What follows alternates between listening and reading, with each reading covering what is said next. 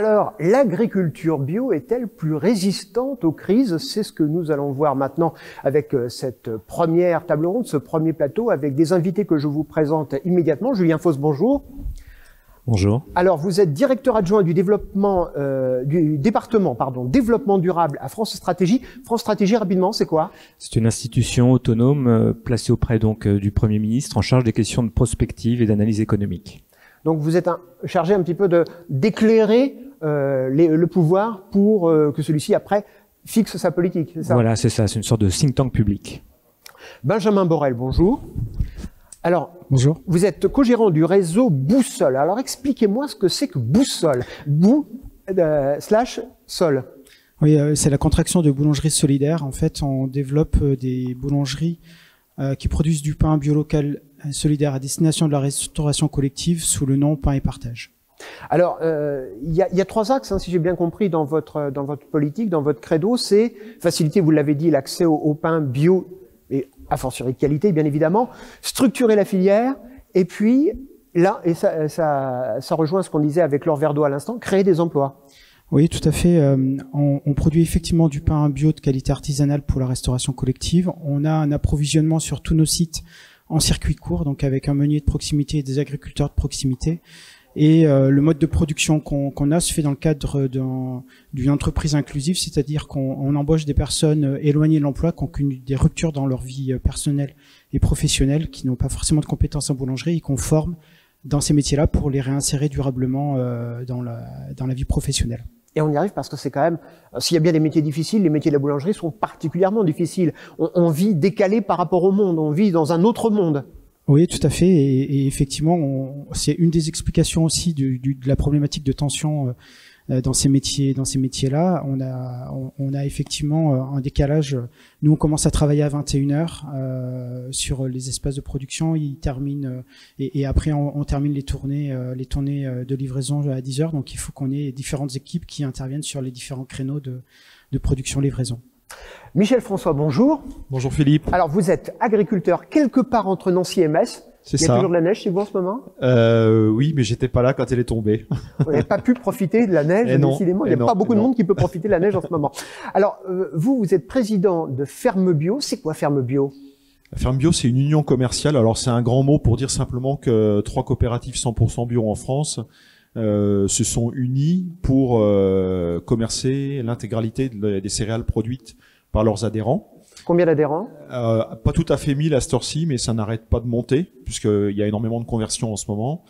Et l'idée de cette union, c'était de s'unir et d'amener un paradigme différent, d'imaginer que c'est pas le marché qui commande, mais qu'on a la possibilité de reprendre le pouvoir sur ce marché et de pouvoir développer des filières équitables. Voilà. Aujourd'hui, votre production, pour avoir un ordre d'idée? Alors une année normale, donc c'est pas cette année, mais on attendait cette année à peu près 100 000 tonnes de céréales dans nos 3 structures, et on est à 75 000 parce que notre maître, au-delà d'autres personnes, c'est la météo, quoi. Et ça, on peut pas faire grand-chose. Et cette année, ça a été particulièrement compliqué? Dans 2 de nos coopératives, ça a été un petit peu compliqué, oui. Alors, Julien Fausse, on va reparler un petit peu économie et crise sanitaire. J'ai envie de vous demander, est-ce que le Covid-19 a eu un impact sur l'agriculture? Alors oui, il y a eu un impact. On n'a pas encore beaucoup de chiffres et beaucoup de recul pour préciser, quantifier cet impact, mais on voit qu'il y a eu une demande beaucoup plus forte en circuit court, qu'il y a eu un certain nombre d'acteurs qui ont été beaucoup plus sollicités, qu'il y a eu un focus aussi sur la question de la souveraineté alimentaire qui a été très fortement impactée donc par cette crise du Covid. Donc oui, il y a sans doute une demande plus forte en bio, mais pour quantifier précisément l'impact de la crise Covid, il va falloir encore attendre un petit peu pour avoir toutes les données statistiques qui vont bien. Je disais en présentant cette émission que finalement cette crise du Covid pouvait aussi avoir un effet bénéfique, un effet d'entraînement. Est-ce qu'il y a eu un effet positif, je veux dire un effet d'aubaine, voilà, parce que quelque part le mot bio ça rassure? Alors Globalement, quand on regarde sur le long terme les résultats du bio par rapport à l'agriculture conventionnelle, c'est une étude qu'on a publiée il y a pas très longtemps à France Stratégie, on montre que les performances économiques du bio, la capacité de résilience du bio par rapport à l'agriculture conventionnelle est plus importante. Il y a plein de raisons qui expliquent ça, la multiplication de production sur une exploitation, le fait qu'il y ait des prix de marché qui soient supérieurs, autant d'éléments donc qui expliquent cette capacité de résilience et de résistance aux aléas, et notamment aux crises économiques. Je le redis un peu tôt pour parler d'effet d'aubaine ou d'incitation au développement du bio. On voit qu'il y a quand même eu pas mal d'agriculteurs ces dernières années qui sont passés du conventionnel au bio, par conviction, aussi parce que ça répond à une demande de plus en plus forte des consommateurs. Mais sans doute qu'il y aura, avec la crise du Covid et tout ce que ça a pu impacter sur notre système alimentaire globalement, une tendance à la transition au bio, au passage au bio pour un plus grand nombre d'agriculteurs. Michel, pour ce qui est de la farine, quand même, le blé qui est une de vos principales productions, on se souvient tous du premier confinement et de cette espèce de délire dans les grandes surfaces. Tout le monde achetait un certain type de produit et notamment de la farine. On a vu des rayons totalement vides. Donc pour vous, ça devait être le bonheur à ce moment-là, non? Je peux vous dire que chez Biocer, donc qui est la coopérative qui est plus basée près de la Normandie, ils ont beaucoup couru et leur capacité d'écrasement de farine n'a pas suffi. Ils ont été obligés de prendre des services de prestation pour arriver à le faire. Oui, il y a vraiment eu un afflux, comme le dit Julien, hein, c'est clair, ça s'est vraiment vu, quoi. Mais sur certains produits, ça a été le cas, et sur d'autres produits, il y a eu défection, et notamment les confinements et l'arrêt des bars et des restaurants ont, par exemple, très fortement impacté l'orge de brasserie. Puisque les gens ont bu moins de bière. Moins de bière, voilà. Il y a plus ce côté convivial ou beaucoup moins. Et donc voilà, il y a certains secteurs qui ont été positivement affectés et d'autres négativement. Et alors comment on fait quand effectivement les restaurants sont fermés, les bistrots sont fermés et qu'on ne boit plus de bière en France? Oui. Vous faites quoi avec votre orge de brasserie? Eh ben c'est des choses qui coûtent cher parce que l'orge de brasserie elle n'a pas de capacité à se conserver très bien dans le temps. On doit conserver une bonne germination et elle se dégrade dans le temps. Donc derrière, on peut pas faire du malt de qualité. Donc en fait, cette orge, elle a été déclassée et elle est partie en alimentation animale, avec les pertes économiques qui vont avec. C'est combien l'ordre des pertes? La différence de tarif entre une orge de brasserie bio et une orge qui va être en alimentation animale, c'est 120 € de différence à la tonne. Voilà. Donc c'est un impact pour Ferme Bio et nos adhérents d'environ 100 000 € au bas mot. Et est-ce que c'est compensé justement par les bonnes performances de la farine? Là, je vais faire la même réponse que Julien vous a fait. C'est encore trop tôt. C'est encore trop tôt pour le dire. C'est une réponse de Normand, pas de Lorrain. Mais il y a eu du positif et du négatif probablement. On reste dans un secteur où on est sur de l'alimentaire et que quoi qu'il en soit, les gens ont besoin de manger. Et je trouve que cette crise remet un peu l'église au milieu du village et c'est important. L'alimentation, c'est si on mange pas, on vit pas, quoi. C'est pas possible. Et c'est la base de la vie humaine. Et je trouvais qu'on avait mis l'alimentation un peu de côté jusque maintenant. Et j'ai l'impression que les Français se rendent compte un petit peu plus de l'importance que ça peut avoir, quoi. Voilà. Et est-ce que ça ne tient pas en une phrase qui a été lancée par le gouvernement, qui a été beaucoup interprétée, parfois critiquée, de parler de commerce essentiel? Les supermarchés, les petites épiceries de quartier ou du village redevenaient importantes, redevenaient des commerces essentiels. Et ça change tout. C'est plus l'endroit où on va juste, quasiment les yeux fermés, acheter son lait, sa farine ou ses légumes. Il y a quelque chose qui me paraît assez important, c'est que autant quand on va en GMS, alors sans faire offense à personne, mais il y a un côté anonyme. Par contre, quand on est dans des petits magasins spécialisés ou des épiceries de quartier ou de ce type de commerce, il y a du lien, il y a de la confiance. On peut dépasser la norme. La confiance, c'est beaucoup entre les gens. Il y a du lien qui se crée, ce qu'on retrouve pas forcément dans des hypermarchés, des choses comme ça, quoi. Alors, Benjamin Borel, on va finir notre petit tour de table de la crise. De par chez vous, chez Boussole, la crise du Covid, vous l'avez ressenti comment? Est-ce que ça a eu un impact à la fois sur les gens que vous fournissez, parce que vos clients, c'est plutôt la restauration collective, si j'ai bien compris. Donc, on l'a vu, beaucoup de restaurants d'entreprises, de cantines, voire de cantines scolaires étaient fermés. Donc, je suppose que pour vous, l'impact a été terrible. Oui, tout à fait. En fait, sur les différents sites qui composent le réseau Boussole, Calais, Marseille, Montpellier, Bordeaux, la part du scolaire est importante dans notre segment d'activité. Elle varie entre 70 et 90%. Donc effectivement, certains sites ont été très fortement impactés lors du premier confinement. Et on a eu effectivement la réflexion de se dire est-ce qu'on ferme les sites complètement le temps du confinement ou est-ce qu'on continue? On a plutôt choisi de façon globale de pouvoir poursuivre en réorientant deux choses.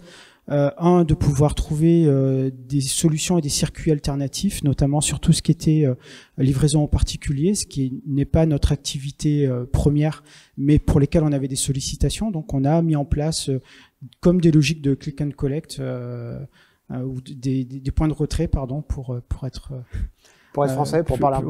Voilà. Donc des points de retrait de produits pour les particuliers, et surtout sur Marseille, on s'est aussi investi fortement sur toutes les problématiques de solidarité et d'approvisionnement des personnes les plus en difficulté et les plus touchées par la crise sanitaire. Alors très concrètement, ça se passait comment? En fait, on a sollicité un certain nombre de partenaires de fondations qui nous ont alloué des budgets pour pouvoir continuer à produire du pain qui était produit, donné à des associations caritatives qui le donnaient soit à des personnes SDF qui étaient hébergées dans des hôtels, ou soit dans les familles pauvres des quartiers les plus paupérisés de la ville, parce que toute une frange de leur source de revenus était fortement impactée, et des personnes qui ne connaissaient pas la faim ont été très fortement touchées par ce confinement. Oui, on pense notamment, et c'est une situation terriblement d'actualité, la situation des étudiants aujourd'hui, qui ne sont plus dans les universités, dans les facs, et qui ont pour beaucoup maintenant vécu un basculement en se retrouvant sous le seuil de pauvreté, et c'est là que vous intervenez. Oui, tout à fait. On a effectivement noué des partenariats avec certaines associations étudiantes pour pouvoir produire du pain qui leur est donné, et eux font des paniers solidaire qui est distribué aux étudiants les plus en difficulté. Alors vous le disiez tout à l'heure, l'une de vos particularités, c'est de ramener vers l'emploi des gens qui étaient au chômage pendant souvent de longues années. Là aussi, vous aviez un rôle particulier, parce que alors que beaucoup d'entreprises mettaient tout le monde au chômage partiel ou en télétravail, non, chez vous, ça continuait, la production se faisait encore. Oui, ça a été effectivement un des deux éléments qui nous a incité à continuer. C'était aussi de pouvoir poursuivre ce parcours d'insertion, qui permettait aussi de rassurer les personnes sur le devenir, parce qu'il y a des éléments chez nous. On a effectivement des personnes qui ont eu des grosses ruptures de vie sociale et professionnelle, ou des personnes qui sont des primo-arrivants, donc qui n'ont pas forcément toute la culturation qu'on peut avoir du monde du travail et la conception de l'environnement dans lequel ils sont de façon globale. Donc c'était aussi une façon de pouvoir les laisser connecter avec ce qui se passait autour, de pouvoir les valoriser aussi dans cette dimension-là, d'être utile pour les autres, et de vraiment avoir une matérialisation de cette utilité dans leur travail. Et c'est vrai que ça a été très profitable, en tout cas pour nos salariés. Et combien de personnes aujourd'hui ont déjà retrouvé du travail? Alors là, vous me prenez de court sur les données. Et combien de personnes dans vos centres pour travailler? Je dirais, alors sur Marseille, Montpellier, ceux que j'ai en tête, on est sur une dizaine de personnes à peu près. Et Julien Fausse, comment l'agriculture, alors là on va parler de l'agriculture bio, mais quelque part ce que l'on va dire là est valable, je pense, pour toute l'agriculture. Comment peut-elle rebondir après cette crise? C'est quoi le coup d'après? Elle n'a pas vraiment besoin d'un rebond. Si on regarde bien notre système alimentaire, malgré la crise, il a tenu le choc. Il faut regarder aussi ce qui s'est passé dans d'autres pays. Je pense aux États-Unis, où il y a eu, dans certaines filières, du fait de clusters dans des abattoirs, les filières animales qui sont complètement effondrées. Donc des situations analogues par rapport au système alimentaire français, nos filières agroalimentaires, on l'a pas eu. Donc on a quand même eu un système alimentaire en France qui a tenu le coup.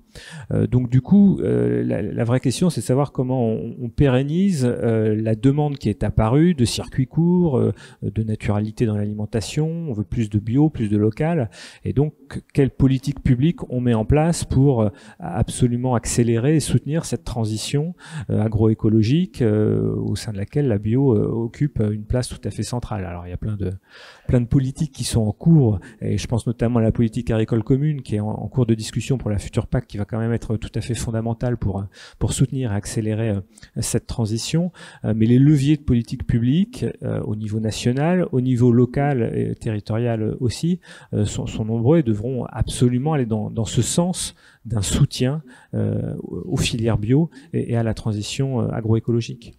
Et est-ce que justement, on le voit dans l'histoire, les crises, généralement, une fois la crise passée, jouent un rôle d'accélérateur technologique, accélérateur politique. Est-ce que là, cette crise peut avoir un rôle d'accélérateur économique? Il faut l'espérer. On a beaucoup parlé lors du premier confinement, on parlait beaucoup du monde d'après. Bon, on est sorti d'un deuxième confinement et le monde d'après ressemble étonnamment au monde d'avant. Donc la vraie question, c'est comment on profite justement de cette crise pour améliorer la situation de nos filières agroalimentaires et soutenir la bio. Donc il y a une vraie opportunité d'accélération de cette transition. Oui. Michel, moi je voudrais qu'on reparle de vous et de vos producteurs. Vous disiez tout à l'heure, on s'est unis parce qu'on voulait prendre notre destin en main et peser un peu sur le marché. Est-ce que, là aussi, la question que je posais à l'instant à Julien, est-ce que ça a permis d'accélérer un peu de votre démarche qui vient de se passer là depuis pas pratiquement un an, depuis quasiment le dernier Salon international de l'agriculture? C'est très divers en fait. Un des soucis majeurs qu'on a, c'est que les changements doivent s'opérer de manière globale, c'est-à-dire tout au long de la filière. Il faut bien comprendre qu'on est tous liés. Ça part de l'adhérent au producteur, du paysan, jusqu'au consommateur. Et l'idée qu'on a à Ferme Bio, c'est d'essayer de structurer la filière d'un bout à l'autre, quoi, et que chacun puisse comprendre qu'on interagit tous les uns avec les autres, que nos comportements ont un impact important sur les autres. Et hier, j'étais en rendez-vous commercial donc dans chez un industriel avec qui on travaille, et on se rend compte que si on n'a pas, par exemple, de contrat tripartite entre nous, coopératives, et nos adhérents, l'industriel et derrière le vendeur, eh ben ça fonctionne pas forcément. C'est-à-dire qu'on peut avoir les meilleures intentions du monde entre nous et le transformateur, mais si derrière le vendeur est toujours sur une politique de prix atomisée, eh ben le transformateur se retrouve coincé entre le producteur et le vendeur. Alors voilà. Comment on s'y prend pour justement que tout le monde se parle, tout le monde se mette autour d'une même table pour essayer d'avancer? Il faut une prise de conscience et il faut aussi de l'empathie. Et comprendre que, par exemple, quand on achète, bon, c'est peut-être pas à vous que je vais le dire ou aux gens qui sont ici, mais quand on achète des produits, il y a des gens derrière, il y a du travail, il y a de la sueur, il y a des risques, il y a des impacts qu'on ne mesure pas forcément. Je vous parlais des impacts climatiques qui doivent faire partie du prix. Donc, par exemple, je sais pas moi, je peux vous citer comme exemple, mais je pense toujours à l'exemple du lait. Alors moi, je produis pas de lait sur mon exploitation, mais je sais quel travail c'est que de produire du lait, et que si le prix de la tonne de lait était ne serait-ce que de 10 ou 20 centimes de plus, ce qui n'est absolument rien sur le produit final, par contre, ça change tout pour les producteurs de lait. C'est la capacité à faire évoluer leurs outils, à pouvoir embaucher, parce que du coup, ils pourraient se libérer du temps pour pouvoir travailler, créer de l'emploi. Et à la fin, pour la personne qui consomme, je vous laisse imaginer ce que ça représente 20 centimes sur un litre de lait à la fin du mois. Sur le budget d'un ménage, ça va pas représenter grand-chose. Par contre, ça change beaucoup de choses au niveau de la filière, quoi. Alors avant qu'on prenne les premières questions que vous nous avez déjà posées sur le site de cette émission, moi je voudrais aussi vous demander, Michel, vous me dites on s'est unis. Si vous n'aviez pas été unis, est-ce que quelque part vous auriez passé la crise du Covid ou pas? Ou est-ce qu'il y aurait eu, comme on dit, des dégâts? Oui, non, moi je pense qu'on aurait subi les mêmes impacts. Mais notre union, l'idée de l'union, c'est d'éviter aussi au prix de descendre. Donc c'est de maintenir un revenu décent pour l'ensemble de la filière. Donc c'est de proposer à nos adhérents un revenu correct, et c'est de pouvoir proposer aussi au transformateur derrière, lui, de pouvoir vivre de son métier, et après au vendeur de pouvoir vivre de son métier. Et le sens de notre union, c'est ça.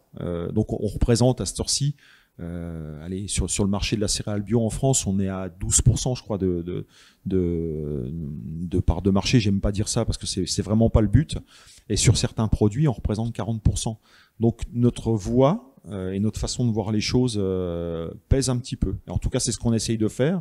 Et on essaye surtout, parce que ce qui est important, c'est d'entraîner d'autres gens avec nous et de continuer à s'unir ensemble et de parler de la même voix pour reprendre un petit peu le pouvoir sur le marché, quoi. Alors, les premières questions de nos téléspectateurs. Une question, alors pour vous, Julien, de Catherine. Merci de parler de la vente en circuit court, qui est un canal capable de rémunérer correctement les producteurs. C'est vrai qu'on a pas découvert, mais redécouvert les circuits courts durant cette crise, durant notamment le premier confinement. Oui, enfin, il y a eu un essor de ces circuits courts, une demande qui a été beaucoup plus forte et qui est claire. Alors, l'intérêt des circuits courts, c'est bien évidemment d'avoir moins d'intermédiaires et donc une marge qui va être a priori mieux partagée entre les agriculteurs et les autres acteurs. Et donc, ça peut vraiment répondre aux besoins des consommateurs. Parce que, voilà, il y a une volonté de proximité et puis ça peut aussi répondre aux attentes des agriculteurs en les rémunérant beaucoup plus justement. Donc le circuit court, c'est sans doute une option pour la bio qui est une option d'avenir. Enfin, historiquement, la bio a toujours fonctionné et soutenu les circuits courts, mais c'est une tendance qui va sans doute s'accentuer encore plus. Et ça va au-delà de l'achat de produits, il y a aussi une notion de dialogue avec les producteurs, avec... Ce lien, certains parlent d'agribashing, mais quand on regarde tous les sondages, les agriculteurs font vraiment partie des professions qui sont les plus appréciées par les Français. Donc ce lien direct avec les agriculteurs, des consommateurs grâce au circuit court, c'est quelque chose de tout à fait essentiel. Alors, une question d'Anne-Sophie pour vous, Benjamin. Les plus modestes, les plus précaires qui pouvaient se tourner vers la bio ont de plus en plus de mal aujourd'hui à aller vers ces produits. Alors, qu'est-ce qu'on peut faire? Est-ce qu'il y a des options possibles pour rendre de nouveau le bio accessible au plus grand nombre? C'est une vaste question. Ces éléments et je pense qu'il faut pas tomber, alors c'est un avis personnel sur les éléments, mais je pense qu'il faut pas tomber dans le piège qu'on a pu avoir et faire en sorte de faire du prix la variable essentielle des éléments pour pas retomber dans les travers qu'on a pu avoir avec l'agriculture conventionnelle et faire en sorte que les agriculteurs soient les variables d'ajustement. Je pense que un des éléments qui doit être à investiguer, c'est repenser aussi la question de l'équilibre alimentaire global et peut-être revoir certains postes d'approvisionnement. Et je pense que tout ce qui est végétal doit avoir une part un peu plus importante dans l'alimentation et ça permet de dégager sur des budgets constants des pistes de solutions pour démocratiser un peu plus le bio pour tous. Voilà, c'est après un avis personnel. Mais... Et chez vous, j'allais dire, pour arriver à la baguette bio pour tous, vous y prenez comment? Il y a des partenaires. Expliquez-nous un peu les coulisses de votre démarche. Oui, alors je rebondis tout à l'heure par rapport à la question de la proximité. Pour nous, le circuit court, c'est l'alpha et l'oméga de ce qu'on fait. Ça permet effectivement de pas avoir ou de moins avoir d'intermédiaires, de faire en sorte que les gens se connaissent et se respectent et qu'on travaille sur une question de traçabilité et de qualité. Et ça, c'est l'essentiel. Mais pour pouvoir avoir ça, il faut qu'on ait un partage équitable de la valeur ajoutée. Et c'est ce qui nous permet d'avoir une tarification qui, me semble-t-il, est adaptée. C'est-à-dire, donnez-nous Alors, je peux vous donner des gammes de prix, mais le prix a pas forcément de sens. C'est vrai que le prix de la baguette bio, en fonction de l'endroit où on l'achète, n'est pas tout à fait le même. Oui, et puis nous, on est sur des gros volumes, donc c'est clair que ce qu'on vend en bio est beaucoup moins cher que ce que vous pourriez trouver en boulangerie, dans une boulangerie. Mais si vous voulez un ordre de prix, on est à moins de 3 € du kilo sur du pain, donc ce qui est clairement pas cher, qui est pour mes clients trop cher. Mais je pense que la question de la qualité revient et en fait il faut avoir une réflexion globale entre le prix d'achat, le prix de ce qui est jeté et de faire en sorte que il y ait des marges de manœuvre importantes dans le gâchis alimentaire. Donc Alors, une dernière question, Julien, pour vous, de Claudie. Pour l'instant, et vous en parliez à l'instant, on ne voit pas beaucoup la PAC prendre en compte l'agriculture bio. Est-ce que vous pouvez nous en dire plus? Oula. Là, on pourrait faire un débat de 3 heures sur le verdissement de la PAC, mais c'est vrai que c'est quand même une préoccupation aujourd'hui. Oui, on peut tenir largement plus de 3 heures. Donc on est au beau milieu des négociations sur la PAC. Il y a eu des décisions qui ont été prises au niveau européen. Il va y avoir une traduction au niveau national qui va être élaborée par le ministère de l'Agriculture dans les prochains mois et mise en discussion. Il est clair que si on veut vraiment avoir une transition de grande ampleur de notre système alimentaire et beaucoup plus de bio, on peut pas tout faire porter sur les consommateurs. Et il faut aussi que les politiques publiques, et notamment la PAC qui finance très largement notre agriculture en France, soient orientées vers ces soutiens. Donc il y a encore beaucoup de choses à faire pour soutenir massivement, encore plus massivement la bio, même s'il y a eu des choses qui ont été faites très positivement ces dernières années en faveur de l'installation et du maintien des agriculteurs bio. Alors, il y a aussi une question qu'on nous pose sur, justement, on parlait des circuits courts à l'instant. Un de nos téléspectateurs lui dit, mais derrière les circuits courts, derrière la vente directe, il faut des compétences commerciales et ça, c'est pas forcément évident. C'est-à-dire que c'est un autre métier, on en reparlera à l'instant, avec Michel, mais c'est vrai que c'est vendre en circuit court, vendre à la ferme, ça suppose aussi d'autres compétences que celles d'agriculteur. Et ça nécessite un certain nombre d'accompagnements, et ça rejoint ce que je vous disais tout à l'heure sur la nécessité de mettre en place vraiment du côté de la sphère publique, du côté des chambres d'agriculture ou autres, l'ensemble des dispositifs qui vont vraiment permettre d'accompagner cette transition. Michel, ça se passe comment chez vous? Parce que effectivement, vous le disiez tout à l'heure, on veut peser sur notre destin, on veut aller négocier avec les transformateurs, avec la distribution. Ça suppose aussi d'enlever la casquette d'agriculteur, puis de mettre la casquette de céréales négociateur.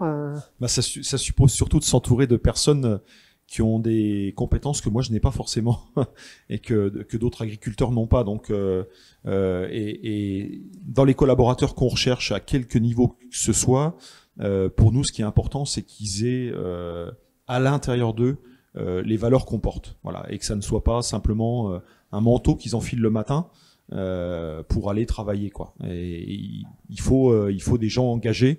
Et c'est ce qu'on essaye de recruter comme genre de personnes, quoi. Voilà. C'est quoi le bon profil chez vous pour venir travailler chez vous? Quand vous dites engagé, ça veut dire quoi? La bonne humeur déjà. Non, mais c'est des gens qui ont envie d'une société différente, d'une société plus équilibrée, plus équitable, une société de relations, une société de confiance. Où on imagine de manière très utopique peut-être que la confiance remplacera la norme.